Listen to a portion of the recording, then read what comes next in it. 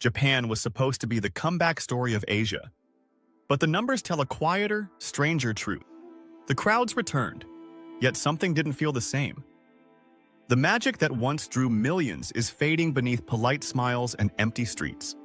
For years, Japan was the world's dream destination. Clean, safe, mysterious. The perfect blend of old and new. But behind the beauty, the system that carried that dream is cracking. The world remembers the 2019 peak. Record arrivals, overflowing trains, tourists everywhere. Then came the pandemic, and silence fell across Tokyo's neon skyline. When the borders reopened, the world expected another explosion. But instead of growth, Japan got exhaustion. Locals welcomed visitors with restraint, not excitement. The hype had worn thin. The costs had not. Tourism was supposed to save the economy. Instead, it's testing it. The yen's collapse made Japan cheaper than ever. But cheap tourism brings a different kind of chaos. Budget travel replaced balance, and quality gave way to quantity. The same streets that once celebrated diversity now whisper frustration. The quiet order that defined Japan is being stretched to its limits. For visitors, it still feels magical. For residents, it feels unsustainable. In Kyoto, narrow lanes once sacred now echo with camera shutters. Locals avoid their own shrines. What was once spiritual has become staged.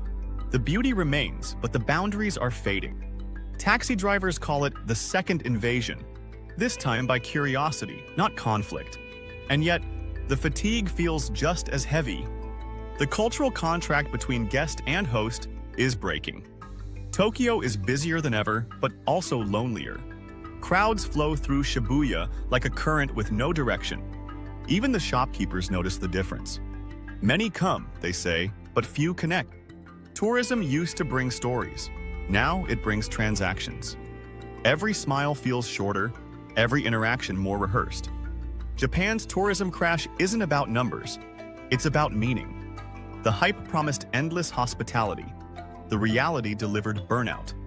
After years of pressure to serve, many communities are quietly retreating. Villages that once welcomed visitors are closing roads and raising taxes. Even iconic landmarks are setting crowd limits. Over-tourism has become a national embarrassment. Japan's government calls it visitor management. Locals call it relief. Because in the rush to please the world, Japan forgot to protect itself. The country's image became a brand. Perfection on display, politeness without pause. But behind that image, people were breaking under the weight of expectation. The service culture that amazed foreigners is reaching its breaking point. Staff shortages, low wages, and impossible standards are pushing the tourism industry to exhaustion. The workers who once defined omotenashi, the art of selfless hospitality, are disappearing. And without them, Japan's signature charm begins to fade. The crash isn't visible in airports or headlines. It's felt in smaller ways. The empty ryokan, the silent shopfront, the forced smile. It's in the realization that not every country wants to be a tourist attraction forever. Japan is starting to question what kind of attention it really wants, and whether the world's admiration is worth the cost of its peace. The truth is, Japan's tourism crash isn't sudden. It's slow, quiet, and entirely self-inflicted. For decades, the nation's politeness became its brand. But behind that courtesy lies exhaustion that no amount of yen can fix. The service industry never recovered from the pandemic. Too many quit, too few returned. And now, entire cities rely on a workforce that no longer exists. Hotels can't find staff, restaurants are closing early. Even the trains that once ran with mechanical precision are feeling the strain of human fatigue. Automation fills the gaps, but technology can't replicate warmth. Robots don't bow, and sincerity can't be coded. The country that perfected hospitality is now struggling to remember why it mattered. Visitors still come for the Japan they imagine. But that Japan, quiet, graceful, endlessly patient, is harder to find. The rituals remain, but the reverence is fading. The rhythm of daily life has been replaced by performance. Tea ceremonies timed for TikTok, temples crowded before dawn, even spirituality feels scheduled. Kyoto, once the heart of culture, now feels like a museum inside a storm. Every alley is a photo opportunity, every moment interrupted by noise. Locals say the city has become a stage where they no longer belong, and many have quietly moved away, trading heritage for breathing space. Rural Japan is collapsing in the opposite way, not from crowds, but from emptiness. Entire towns are disappearing as young people move to the cities. Abandoned schools, ghost villages, fading signs of life, these are the shadows behind Japan's tourism story. While the world looks at Tokyo, the countryside is dissolving. Some of those ghost towns were supposed to be reborn through tourism, but the visitors never came. The yen's weakness brought backpackers, not investors. Cheap trips, not commitments. Short stays fill hostels, not hearts. The cycle of quick tourism leaves no roots behind. And without roots, revival never lasts. Even Tokyo, the symbol of progress, is struggling to evolve. The skyline glows brighter than ever, but the energy beneath it feels fragile. The same country that once inspired awe is now caught between pride and fatigue. It wants the world's admiration, but not the world's invasion. Japan's tourism crash isn't about empty airports, it's about boundaries. The country has finally realized that being admired isn't always a blessing. When every tradition becomes a spectacle, authenticity dies in applause. And Japan, more than any place on Earth, knows the value of silence. The recovery numbers look impressive on paper, but numbers don't measure fatigue.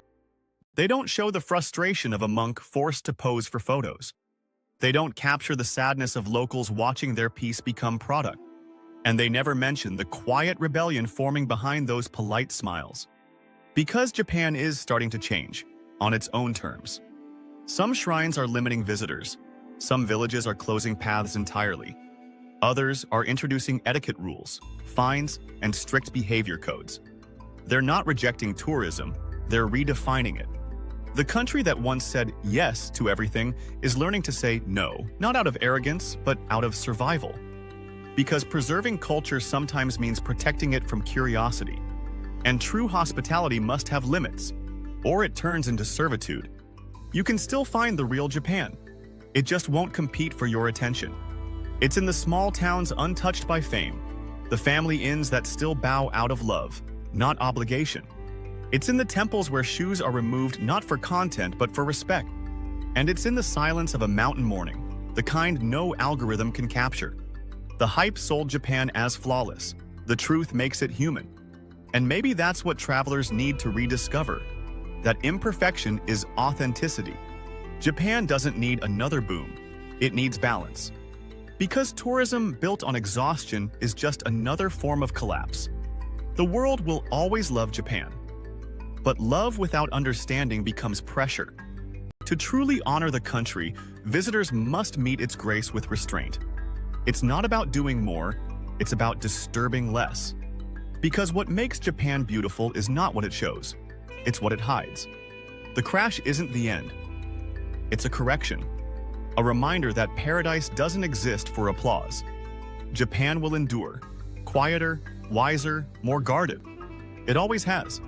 The world may chase the next it destination, but Japan doesn't need to compete anymore. Its beauty isn't for sale. It's for those who see beyond the surface. And maybe that's how the story ends. Not with a fall, but a return.